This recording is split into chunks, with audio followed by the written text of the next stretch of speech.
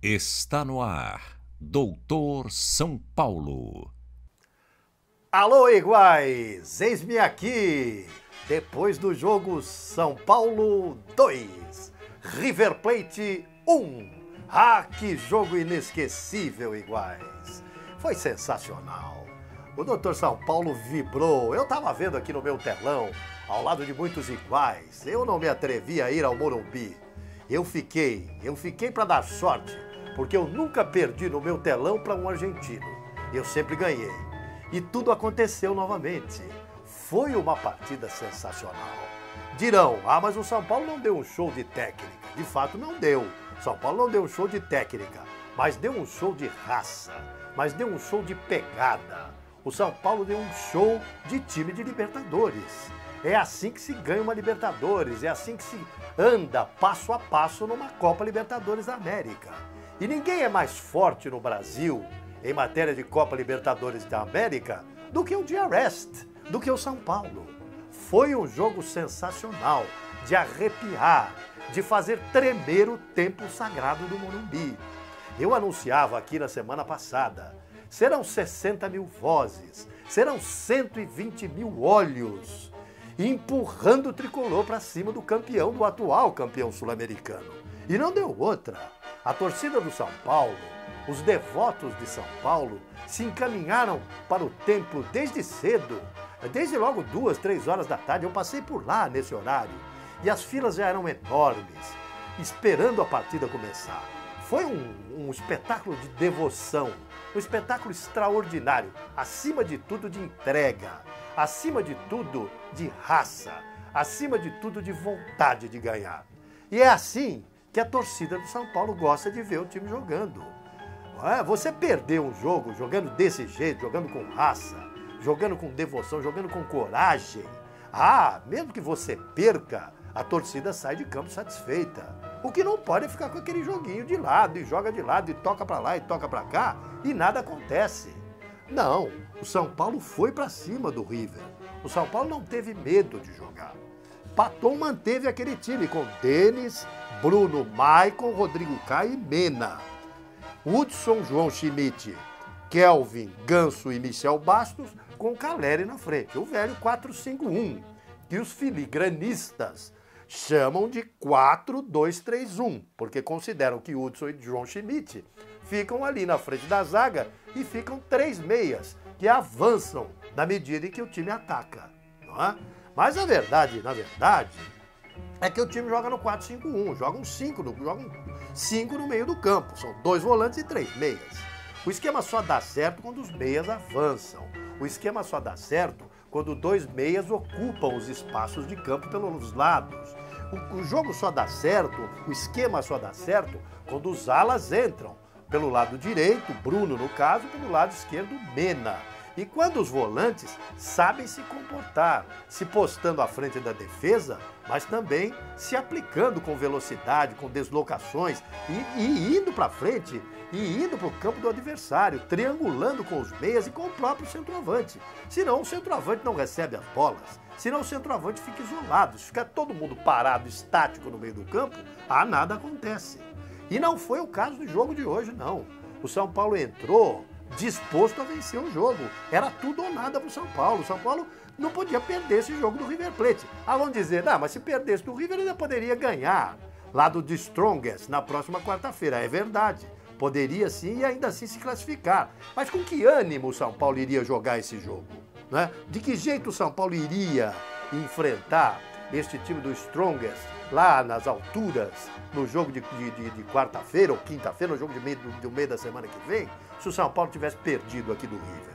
Animicamente o São Paulo seria outro time. Mas o São Paulo não, o São Paulo se encheu de brios e fez um grande primeiro tempo e um grande segundo tempo. O São Paulo jogou bem nos 2 tempos, não foi um primor técnico, mas o São Paulo foi um primor de raça. O São Paulo foi um primor de denodo. O São Paulo foi um primor de dedicação, de determinação e de coragem.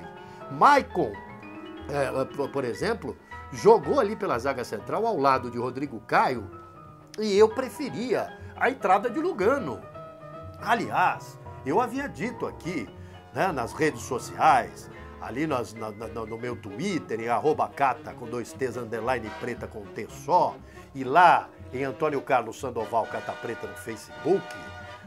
Hoje, ainda hoje eu disse isso, eu disse também ontem à noite, quando percebi que Lugano não iria jogar, eu fiz uma daquelas minhas perguntas, né? Perguntar não ofende. Ora, mas não trouxeram o Lugano para jogar em jogos como esse? Em jogos como esse, como o River Plate? Não era assim que a torcida do São Paulo queria o Lugano? Em jogos decisivos, um Lugano para comandar o time? Era. Mas de repente o Paton resolveu deixar o homem no banco, deixou o Lugano no banco.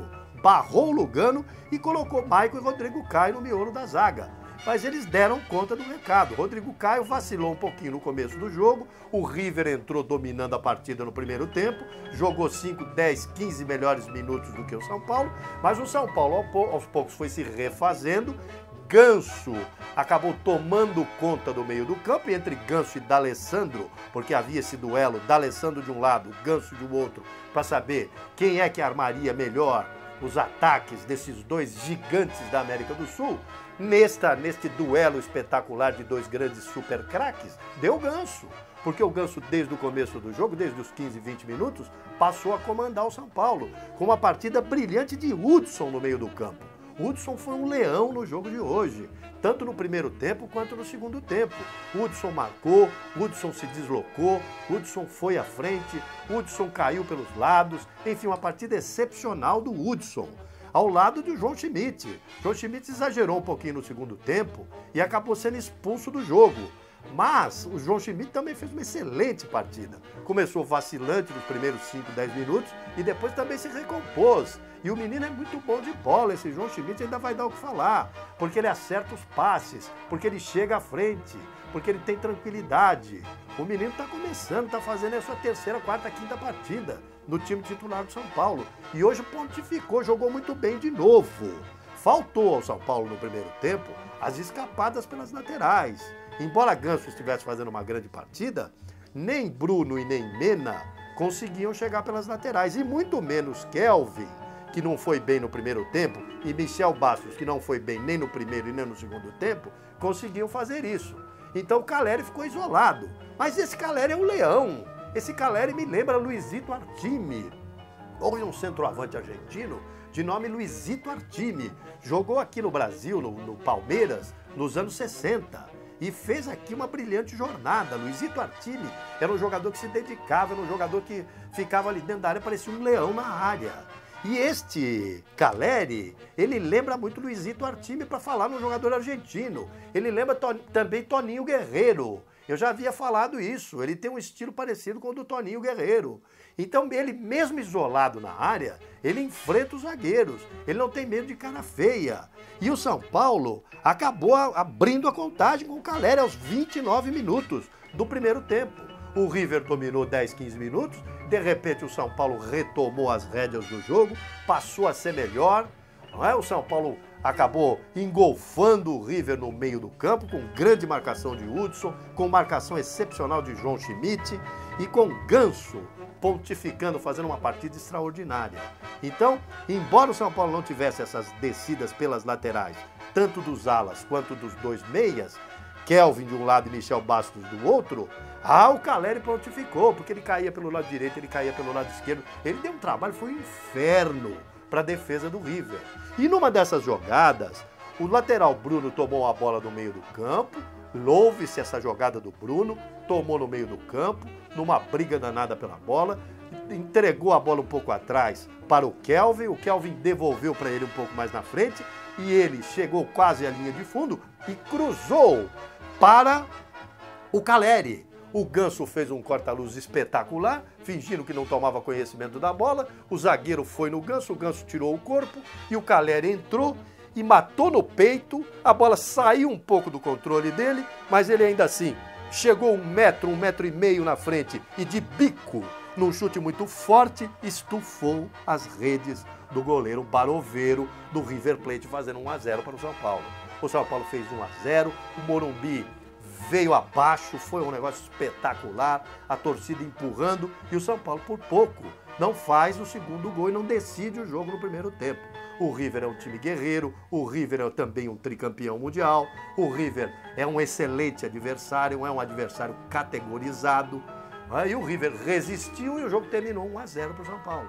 O São Paulo voltou no segundo tempo um pouco acuado, o River novamente marcou pressão nos primeiros 5, 10, 12 minutos. O São Paulo de novo retomou as rédeas da partida e partiu de novo para cima do River Plate.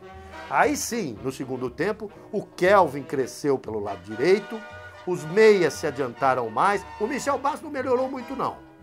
Michel Bastos hoje, infelizmente, não fez uma grande partida. O Michel continuou fazendo uma partida mediana, mas o Kelvin melhorou com velocidade pelo lado direito, o Bruno passou a descer mais, ele que havia feito a jogada do primeiro gol, e o São Paulo melhorou demais, até fazer o segundo gol, com o mesmo Caleri. Esse Caleri espetacular. O São Paulo que foi dominado até os 10, 12 minutos, de repente se incorporou, foi para cima do River, não é? E numa jogada sensacional, num cruzamento, Caleri novamente muito bem colocado na área, oportunista, é o senhor da área, cumprimentou o goleiro Baroveiro e fez São Paulo 2, River Plate 0.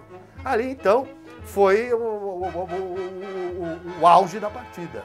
Os devotos de São Paulo entraram em êxtase, não é? A torcida do São Paulo deu um show nas arquibancadas, este show foi levado para dentro do campo, inspirou os jogadores, o São Paulo começou a tocar para lá, tocar para cá, e tudo parecia que ia levar o São Paulo a fazer o terceiro gol.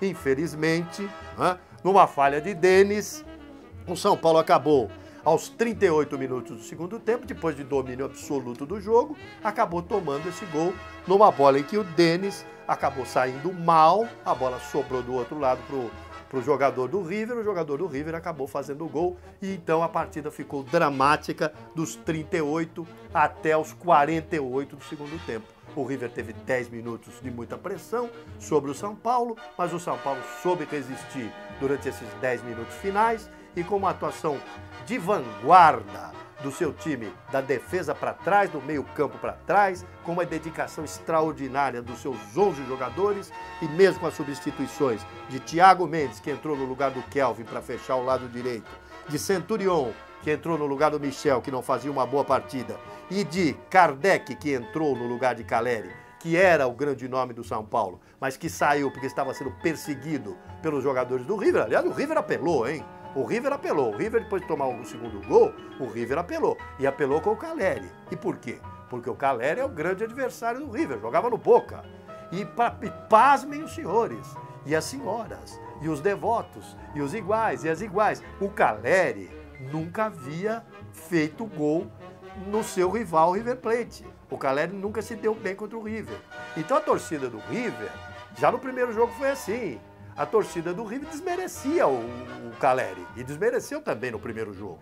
E foi obrigada a ver o Caleri enfiar 2 gols no River Plate. E o Caleri prometeu que faria 2 gols no Templo do Morumbi e daria a vitória ao São Paulo. E de fato fez. Então os jogadores do River apelaram, se revoltaram. Isso é uma prática habitual no futebol argentino. O argentino não sabe perder e mais uma vez eles apelaram e o Caleri era o homem mais marcado e por isso saiu e deu entrada ao Kardec. Kardec que entrou outra vez mal no jogo, eu lamento, mas entrou mal no jogo. Kardec teve 2 chances de ouro e o São Paulo poderia ter feito 4-1 no River Plate, porque o Kardec perdeu 2 gols embaixo do gol. O Ganso deu a bola para ele, ele chegou sozinho, passou para o pé esquerdo, passou para o pé direito, escolheu o canto e chutou a bola para fora. E no segundo, livre, embaixo do gol, chutou a bola para fora também.